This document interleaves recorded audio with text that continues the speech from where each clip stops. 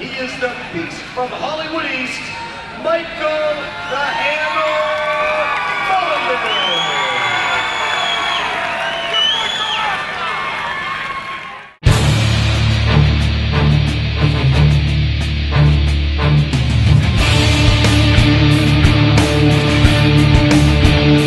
So Brian Sparrow, great kid. So the kick thing, we're not sure. We know he knows how to kick. We just haven't seen a lot of it. Yeah, I haven't seen a ton of it. So it'll be interesting. They say boxing versus Muay Thai. The leg kicks kind of take the boxers out of it. So maybe he'll employ those tactics this show. So we'll see what happens. And maybe the guys that he was fighting before were more ground guys, and he didn't want to throw kicks and get taken down. Exactly. Might have been a strategy. We'll find out. Who else we got on there? In our co-main event, we got Fernando, the Peruvian Prince, out of CCFA. Daniel Gracie Sidyatong. Yeah. He's going to be taking on Joe Cushman out of Lozon's MMA. Now, I know Peruvian Prince, but I don't know Joe that much. Tell me a little more about him. Cushman is he's been fighting before fighting was cool, and he's 10-4. He's been around the scene 7, 8, 9, 10 years, something like that. He's a solid wrestling base, very heavy-handed. A couple of his fights knockout. He's kind of feared for his overhand right when you hear kind of write-ups about him. So he's got a really strong wrestling base. He's training out of Lozon, so he's training with killers. He's been got around. Ground. Yeah, he's got ground game. But on the other side of the coin, you got Fernando. Fernando, I've seen him around. He's been around the same thing. He's been fighting for a while. He's been fighting overseas, and I think with Venezuela or Peru. He's been everywhere. He's been everywhere. He's got ground. He's got Muay Thai fights. He does everything. He competes a lot. Yeah, he competes all the time. And, he's a BJJ brown belt, so in this fight, if Cushman tries to take it to the ground, it'd be interesting to see because he's going to be going against a brown belt. If he decides to stand, though Cushman has that feared overhand right, Fernando has great Muay Thai. Dude, and I've seen Fernando take some serious shots in the past too, and he hasn't gone down, so he should be fine with that. So I'm very interested in this fight because it's going to kind of see how the strategies come into play. Does Fernando want to stand up and show off his Muay Thai? Does Cushman want to take it to the ground and utilize his wrestling? Does he want to be down on the ground with Fernando? So there's a lot of kind of interesting elements that come into play. So this fight's going to be really exciting. Both camps kind of wanted this. They tried to set it up in the past. They're both pumped up to make it happen on October 19th. Beautiful, beautiful. Can't wait. Fun size, Erin Fun Size Cooney. We have our first ever women MMA match on our card. We haven't done in 3 years 15 fights. We never had two women fight on our card. The explosion of women's MMA. UFC said they never do it. Yeah, they never do it. Now Ronda Rousey's champ all over the world. Peggy Morgan's on She's the out there working it. Yep. Actually, interesting story. The first ever women MMA fight that was supposed to be on Cagetitans was going to be Peggy Morgan, and her opponent, due to some licensing issues, couldn't get her license. I remember that. I remember. She was from Brazil. She was a student here in Massachusetts. She doesn't have a social security number, and Massachusetts wouldn't allow her license, so she wasn't able to fight. So this time it's going to happen. I'm surprised you didn't fight her when what's his name couldn't fight. When Tataki couldn't fight, you fought him. I don't want any part of Peggy. Actually, what we did is we contacted another promotion and we moved that fight to the following week up to New Hampshire, so they allowed that to happen. And the kick in the butt it ended up being the fight of the night. It was an awesome fight between Peggy. But on to this fight, Erin Cooney, Fun Size. She's 2-0 out of South Shore Sport Fighting, a grappling whiz. Only been doing it a little over a year. But she picked up really quick. She's so good at jiu-jitsu. That's only a year? Yeah, a little over a year. And, on the other side is Shannon Harney, who's been fighting since 2009 was her first MMA fight. So that was, 3-4 years ago. She was fighting before Erin even knew what MMA was. Right. So you get the experience factor. She's 2-2. Both of her wins were by TKO and knockout. So, it's going to be a very interesting fight. A nice test for Erin because Erin's 2-0. It's both of her opponents. I think she fought Jody Lynn Reicher up in New York. She won first round TKO. She won her other fight up in Maine first round. Nice. So Shannon's going to be an interesting test. She's a veteran. It's going to be a tough fight. Hey, them girl fights are a lot better than guy fights sometimes. Those girls are just crazy. Oh, absolutely. Especially the redheads. Peggy Morgan. I know. That was a thing of mine. I used to date all redheads. My kids come from all redheads, so I stay away from them now. Sorry, Peggy. There you go. Your son who fought on our last card, Shane, redhead. He was awesome. You'll have him again a few more times next year. Yeah, we're looking forward to it. So, seeing that he's an amateur, I guess I'll take the segue into our amateur title fights. Please do. We pride ourselves, last time we were on the Fireside, how we really pride ourselves on the best of the best competing for our amateur titles. They're not paper titles. When you have a title with us, we want to know that you're the best in the region. Peter Barrett from CCFA and Max Training Center, he's back defending his title. Last show, he took on the unstoppable Russo, the Russian wrecking machine. Russian, that was crazy. He was 5-0 at the time. No one was able to beat him. He's fought for us a bunch of times, sent 2 guys to the hospital. Russo was just unstoppable. Yeah. And Peter Barrett stood right in his face, stood in the pocket. It's like Ivan Drago. Yes. The mini. Yeah, the mini version, the 145 version. He was Left nasty. hand right down the pipe, knocked out Russo, picked up our 145 amateur title. He's back this time defending it. He wants to know, and we really want the best.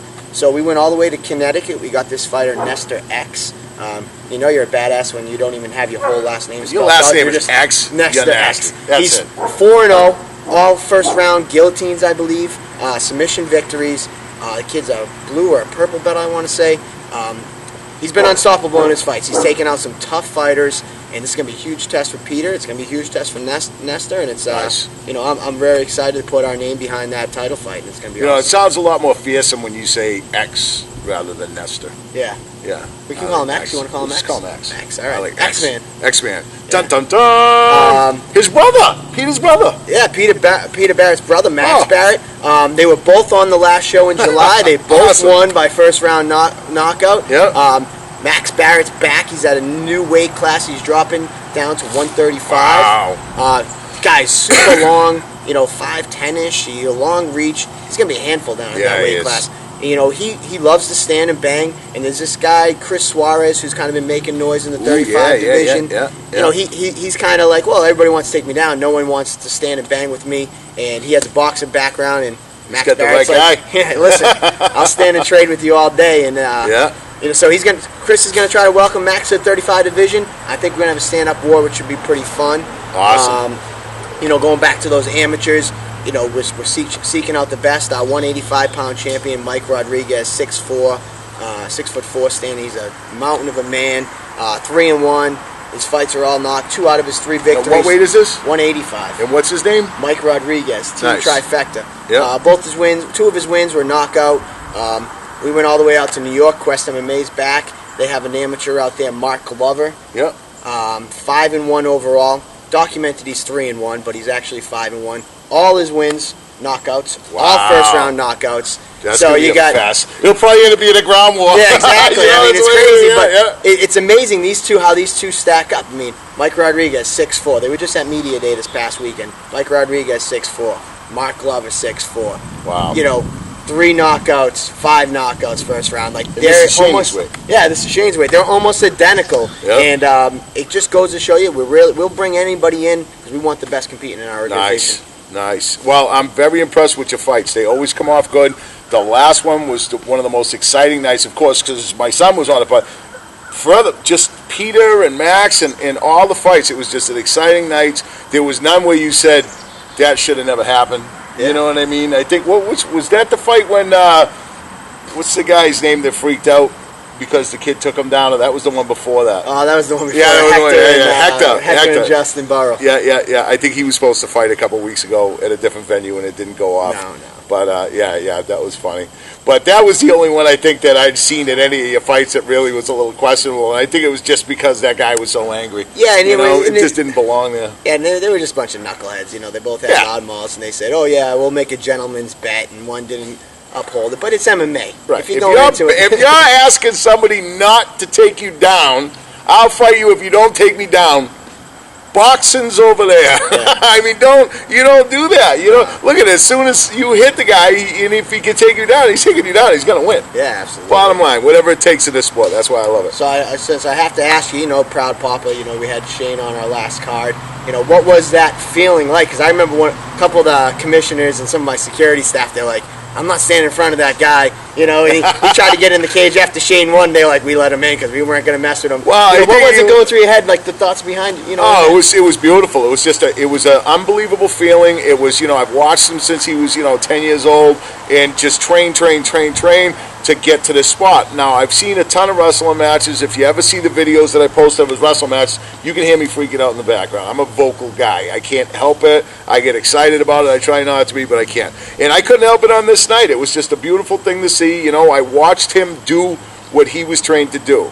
I watched him listen and take instruction from the corner. I watched him just use everything that he learned to win that fight. He used a little bit of each Discipline, thank you. Each discipline that he learned, he used a little bit of each one to win that fight. And that was huge for me because that just goes a long way in showing you can't be a one-trick pony in this sport. You have to be the future. You have to know all these things and blend them together to make you a true mixed martial artist in this sport and to be able to survive in it. You can go a certain distance on just one sport alone, but if you don't blend them and learn them all, you know, from the foundation, you're not going to be as good as the next guy. Yeah, I definitely think, you know, that fight was interesting. We had the Fireside before that event, and we were talking it up. You know, hey, listen, you know, Shane's in for a homecoming fight, his first fight, but we're not bringing the guy in to roll over for him. I think that fight was awesome. They had great stand-up battle. Bang, right off the guillotine. Had Shane right at guillotine right on his back, right off the bat. And he had to dig deep, and like you said, and it was nice to see from a young fighter, especially 18 years old, to really be able to look like a veteran in there. So, all right, top 5 moments in Shane's life with you. Where does that rank? Oh, that's right up there. I think that's in the top 2. That's definitely in the top 2. His second one's in the top 3, too. He won another one a couple of weeks ago. That was unbelievable also, his second one. That one wasn't quite as tough as the opponent that you brought for him. This guy wasn't quite as good. Shaney took this guy out a lot quicker. But the opponent that you brought was a very game guy. He knew a lot about the sport. He was with Team Anubis, too, who's an official team. His second guy was an independent guy. So this showed me and Mikey and the rest of his coaches a lot more about what Shane can do, needs to work on, that type of thing. So it's right up there towards the top. Shane's a great kid. There's been a lot of special moments, but that ranks right up there in the top few. Definitely. Turn the interview around on you. How you like that? That was perfect. That was perfect. Thank you, folks. All right, Michael. Thank you very much for coming, and I look forward to being there October 19th at Memorial Hall, the best venue in the planet for mixed martial arts fights. Come on down, folks. Go see Mike online at CagetitiansMMA.com or Facebook. We're on Facebook. Instagram, just started Instagram. We just Instagrammed a photo of the set here today, so check us out there. Support your local fighter. Thanks for coming to another Fireside Chat with Michael the Hammer Mulligan and Michael Polvere. Thanks, Mike. Thank you.